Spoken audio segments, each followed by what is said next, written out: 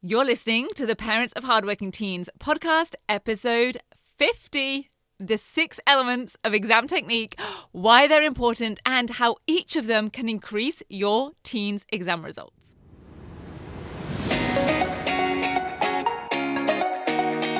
I'm Katie Jones, and with over 15 years in education as an award-winning high school teacher, international external examiner, and as a study coach, I've helped thousands of students skyrocket their results and confidence. And this podcast is where I share all my insights, tactics, and tips with you, the parent, so you can help your hardworking teen get happy, smart, and successful in their study, and have you both enjoy the journey along the way. This is the Parents of Hardworking Teens podcast. Well, hey, VIPs, I hope you and your teens are doing great. I was going to say that I can't believe we're at episode 50, but in some ways, it feels like I have been doing the podcast forever. As in, it just feels like a part of my life and a part of rock solid study now, not like, OMG, this lesson feels like it's going on forever. Not in that way, in a good way. But also, in some ways, I am like, wow, 50. Really? I have talked about 50 different things to do with study or exams or results or confidence. It feels like, I don't know, maybe like 20, 30, but it's very cool to be getting to 50 episodes. And of course, once I realized as I was planning that, hey, this is number 50, I did go and do a little bit of research, statistical research, aka productive procrastination, before getting to work on things. I do like a good statistic. So firstly, we are up to 7,421 downloads on the podcast since launching the podcast, which I think is pretty awesome. But obviously, I'm also like, I don't really know if that's good or not in the world of podcasts. Is that a lot? Is it not a lot? So I did go and check out some of those stats, and I couldn't find any revealing numbers about the first 50 episodes. But because I typed in 50 into part of my Google search, I did find out that if you get over 145 downloads within your first 30 days, then you are in the top 50% of all podcasts. So, of course, I then had to go check our stats, and we had 330. So more than twice as much. So a nice tick in that box. Plus, did you know that only half of all podcasts make it past 14 episodes? 14 episodes. So I'm counting 50 as a win, and I intend to stay with this for the long game. I have already, in fact, decided what I want to do when we hit 100 episodes. You know I am a planner, so I am already planning ahead that far. I've already actually started the project for it, so I'm going to create a kind of best of the podcast book, or maybe more of a workbook. I haven't totally decided, but it's going to have the key takeaways, quotes, most important points, all collated and curated. I've actually had a couple of requests from listeners for this sort of thing already, because I know that we all often listen to podcasts while we're on the go. And this is what listeners have said to me, that they've heard some really good points, but they could do with having these noted down somewhere. And additional stat, I also found out in amongst my Googling that 59% of people tune into a podcast while doing something else simultaneously. And that is definitely me. If I do listen to something particularly useful on a podcast, I will then try to make myself sit down and take notes on it afterwards at some point, because usually I'm driving or dog walking or food prepping while I am listening to podcasts. So rarely do I have a notebook at my side. So I do already have, sneak preview, I have a spreadsheet set up where the team and I are already inputting content for that podcast best of book. So I'm really looking forward to producing and then sharing that in future. Just another 50 to go for us to get there. So that's what's coming in the long term and what I'm working on just very subtly in the background. And here's what I have for you today for podcast episode number 50.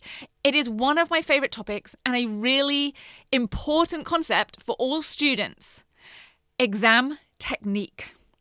Because if we think about it, there is only really one mark in each of the cutoffs between each of the grade boundaries. Between an A and a B, there is 1 mark. Between a C or a D, there is 1 mark. Now, that can either be pretty depressing or hugely exciting, depending on how you think about it. And the exciting way to think about this and look at this is that 1 mark can easily come down to exam technique rather than subject skills or extra knowledge. Not that those aren't important, they just aren't the only important thing. Now, as I was thinking about exam technique, I went back and found a post that I had previously seen from years ago when I started doing work on exam technique. It was from an online forum from a real examiner, which I had copied and pasted. It was a while back as part of an introduction to Catapult 6 in the 10-week grade transformation program. And I like it because it reveals some of the most common mistakes examiners see students making in exams. And I just wanted to share it with you, and I wanted to share it with students in the program, because then you know that it is not just me saying these things. So this examiner wrote, and I quote, "What I found is that just because someone knows the topic inside out, it doesn't mean they'll do well in exams. Their technique might be really poor. For example, not properly allocating time to each question, not reading the question carefully, such as students misreading the questions or making incorrect assumptions and then going off on a tangent, or not planning or checking their answers, so their points end up everywhere and the answer is incoherent." End of quote. Now, did you notice how none of these issues even mentions subject knowledge or revising for exams? And did you pick up on the first thing they said? I would love it if I had a name for this person, but they didn't. They posted anonymously, and this was years ago. They said that just because someone knows the topic inside out, it doesn't mean they'll do well in exams. In fact, that examiner went on to say in their post that while I acknowledge exams are there to test people's knowledge, the fact is they are also testing people's ability to do things the right way. I'm going to say that again. They also test people's ability to do things the right way. In other words, put the information across in the right way. Now, of course, subject knowledge is required for exam success, but when it comes to exams, when you think about it, one is fairly useless without the other. So great exam technique, but no knowledge means a lot of blank spaces left on the exam paper. And having all of the knowledge about the content, but no exam technique skills means probably lots of writing in those answer spaces, maybe even a feel-good factor about how it went until the result says otherwise, because that information wasn't given in the right way. Because it doesn't matter how much subject knowledge they have, even if they are a total expert on a topic, if your teen does not respond to a question or task in the right way, they won't be able to access the marks in the mark scheme or assessment criteria. Notice I say even access. I'm not even talking about them getting them. They may not even be accessing them. Because amazing grades are achieved when both of these things, the knowledge plus applying it in the way that the question asks, are working together, when they have great subject knowledge and excellent exam technique. And this even still happens at uni. I have so many parents and students who go through the 10-week program, have success through their ATAR or through their year 12 exams, and then tell me how useful this also is for uni. And I will tell you, while I was Googling to go find that original quote, I've been doing a lot of Googling this week, because I did want to properly reference it and find the source so I could put it in the show notes, which I couldn't. I couldn't go back and find that exact forum post. But what I did come across was another examiner writing about this issue, a lecturer at York University in England. And he told the story of him and his friend Graham. And I thought this would be kind of interesting to share with you. He said, throughout my time at school and university, and this was him kind of writing to his students at uni, he said, I had a friend called Graham. We did exams in exactly the same subjects from the ages of 15 to 22. Despite the fact that Graham is quite a lot brighter than I am, as far as I can remember, he never beat me in a single exam. Why? Well, mostly because he got interested in the subjects and even started exploring them. But I was just trying to pass the exams. And he put brackets, Graham is now a professor at the University of Glasgow. I'm just a lecturer here at York, which goes to show that being brighter probably does pay off in the longer term. However, there's no reason he shouldn't have beaten me in at least a few of those exams. Close brackets. He then goes on to say, since then, I have seen the issue from the other side, having set hundreds of exam questions and marked thousands of exam scripts. Remember, scripts is the name we give to completed exam papers. And I must say that the standard of exam technique apparent from many students at York, supposedly one of the top universities in the UK, is, to be frank, awful. These are his words. He said, it's almost as if many of you have no idea what you are doing. Now, that last sentence that he wrote does sound kind of harsh, I know, but it's only because those of us, because I get it, those of us who are both educators and examiners find this so frustrating to see, which is why, in my opinion, exam technique is the most important skill for any student to walk into the exam hall with. And so that's why I want to spend this episode sharing with you exactly what exam technique is and the 6 elements, or kind of like the 6 sub-skills within exam technique that I believe exist, having spent years of training students to excel in it. Now, for my personal definition, me personally, this is not taken from Google or anywhere else, exam technique is knowing how to give the best possible answer to a question, i.e., one that gains the most marks, as efficiently as possible, given the amount of knowledge that you have or one has on the topic in the question. So, whatever the amount of subject knowledge that your teen has, we want to focus on how they can get the most marks possible from that amount of knowledge. Because I have seen some students who aren't really that knowledgeable in a topic get higher marks in certain questions than those students who are super knowledgeable, just because they happen to write down relevant things that get marks on the mark scheme, as opposed to those students who wrote lots of information but not necessarily with the right focus or at the right level. Basically, not in, going back to those words from the start, the right way. And I will say this might be a little bit unpopular, but I have seen it happen many times. So for me, it is a fact and it is worth sharing. Often it's the lazier students. I kind of paused to want to use that word, but I'm going to say it's the lazier students, those who want to do just the bare basics. Let's call them efficient students.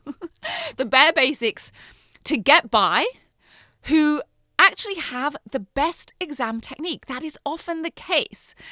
And I know that might not be great to hear, but here's why I think that is. It's because they're thinking, what exactly do I have to do here? And how can I do it in the simplest, fastest way? What's the least I can write to satisfy the needs or the requirements of the question? And that is basically what exam technique is all about. Putting across the information that's been asked for in the exact way that it wants it, in the most succinct way, getting most marks in least words and in least amount of time in the exam. So it's about getting most bang for their buck, most marks for the knowledge they have, most marks for the words they write and the time they take up. So how do they do this? By mastering the 6 elements of exam technique and becoming an expert in answering exactly what any exam question, essay title, or assignment task even is asking. And do it in the way that meets the maximum number of criteria on the mark scheme. So the 6 elements of exam technique are, in no particular order, time, using resources provided, including examples and case studies, structure, QWC, which stands for Quality of Written Communication, and, last but not least, command words. So those are the 6: time, using resources provided, including examples and case studies, structuring their answer, the quality of their written communication, and command words, or responding to command words, more precisely. So let's go into each of those in turn. I'll explain each of them a little bit. So first, we have time. And if your teen has ever run out of time in exams or been left with lots of time at the end of an exam, then this is a really important element for them to master.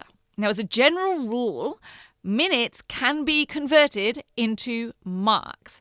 So there's reading time often at the start, and then they've got the actual working time. And then ideally, your teen also wants to keep some review time at the end, at least 5 minutes, ideally for longer exams or essay style questions, more like 10 minutes to go back through and really check and review everything.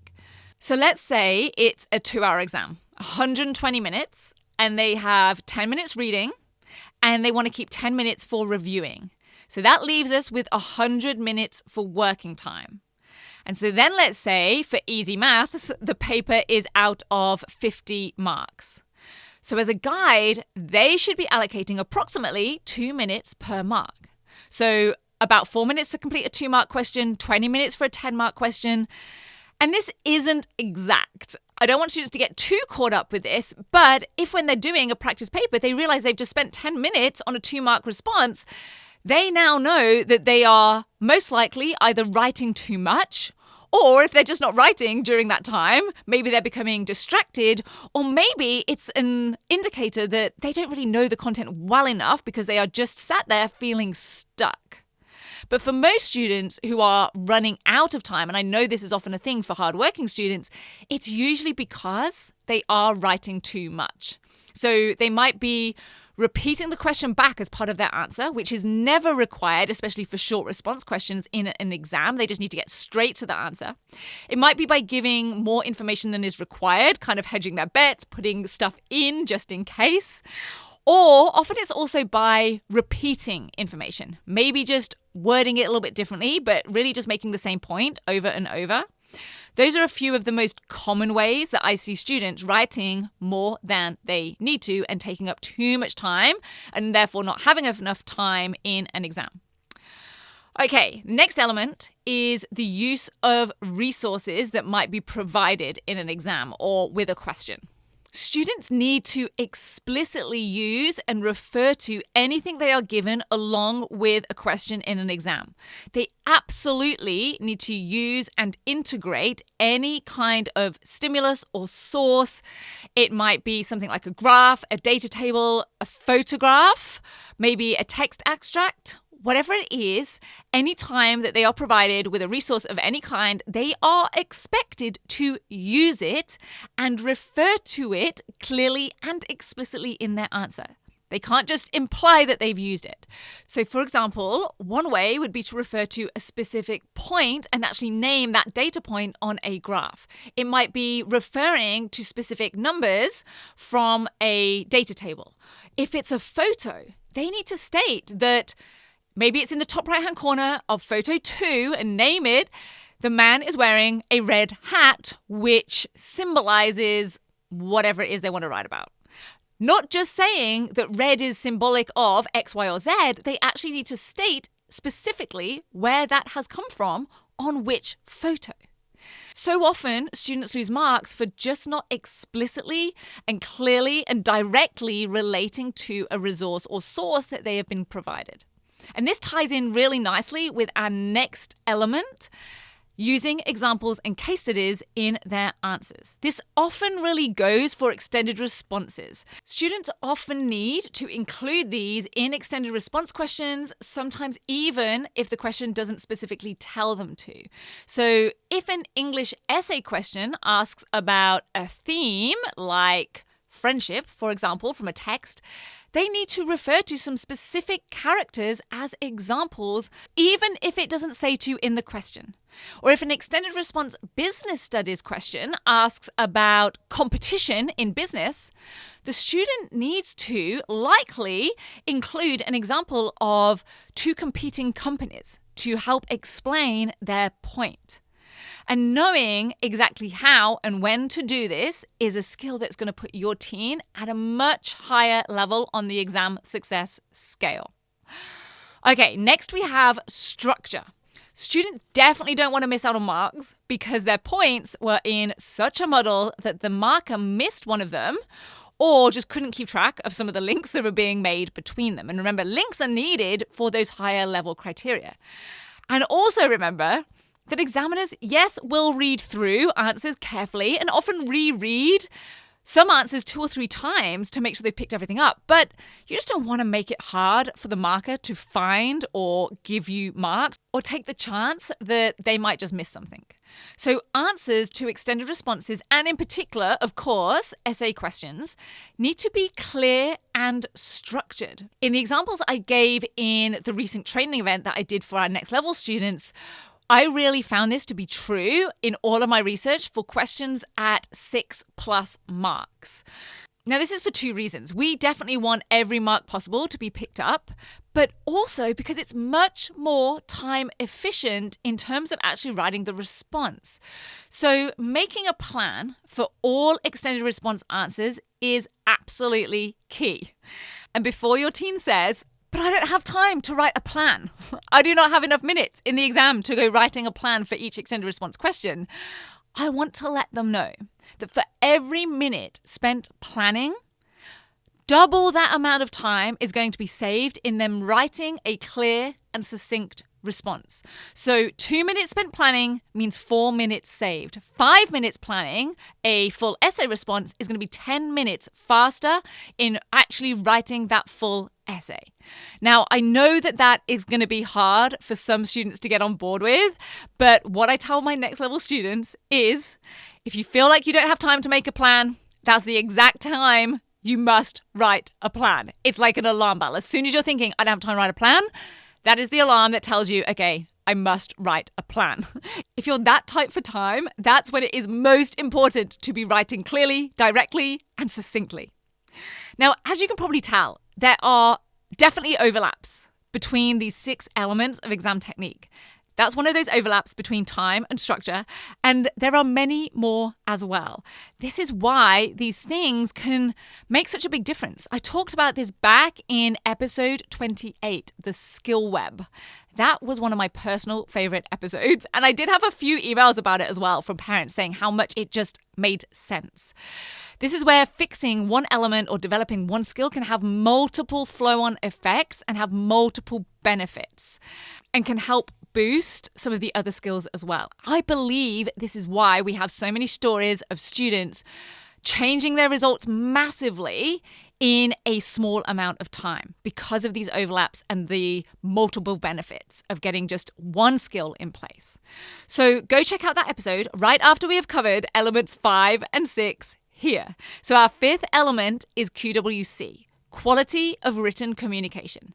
So basically, that is how well your teen writes, how coherently and succinctly they put across the information.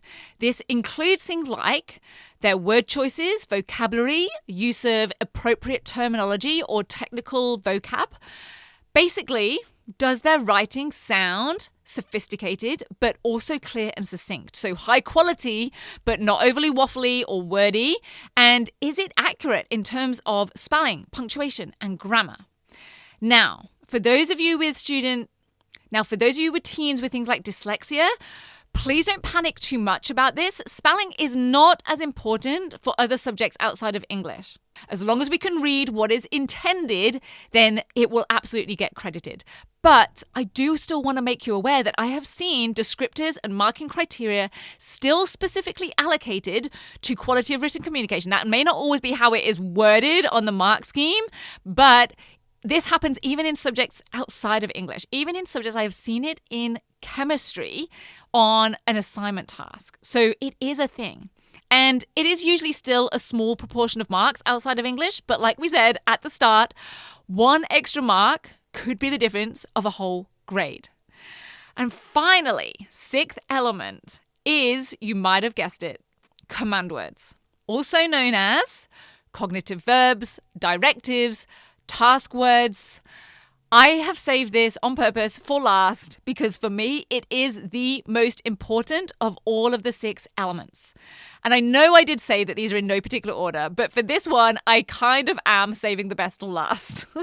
Command words are the verbs in questions, the action words like describe or analyze or calculate or justify.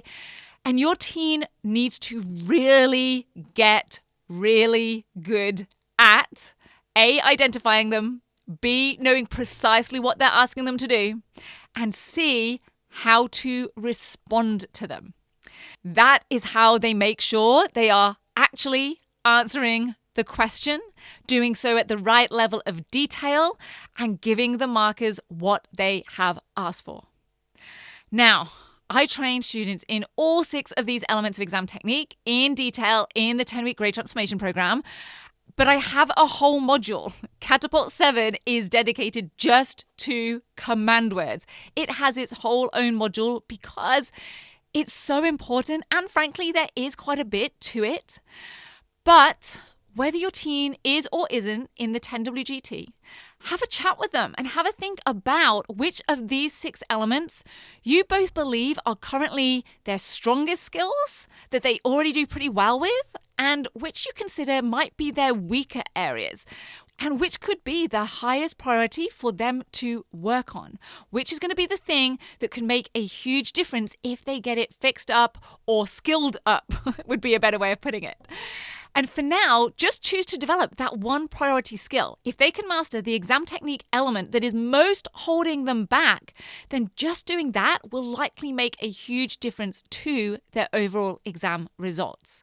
And if you would like to get more insights, more nitty-gritty how-tos on all things exams, then I'm going to be hosting an exam performance webinar, an information session for parents at the end of the month. So on Tuesday, mark your calendars, Tuesday, 30th of May. Registration isn't open yet, so you can't go register, but mark your calendars ready, 7:30 p.m. AEST, Tuesday, 30th of May, exams webinar with me.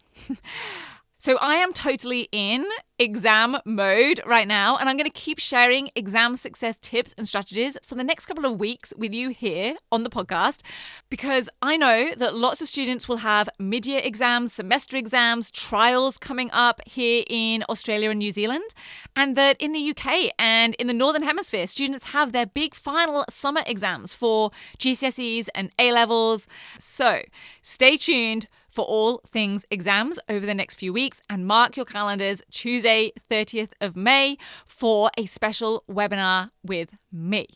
Have a brilliant week. I will see you back here on Tuesday for another episode of the Parents of Hardworking Teens podcast. Take care, and I'll see you again soon. Bye. If you're ready to have your teen achieve their best possible results with less stress, then I want to invite you to enroll them in the 10-week grade transformation program, where they're going to learn the key concepts, skills, and strategies to catapult their performance in assessments and exams. It's risk-free. They either achieve bigger and better results with a whole lot more confidence in 10 weeks, or we refund you in full. Just head over to www.rocksolidstudy.com/program, and I'll see you there.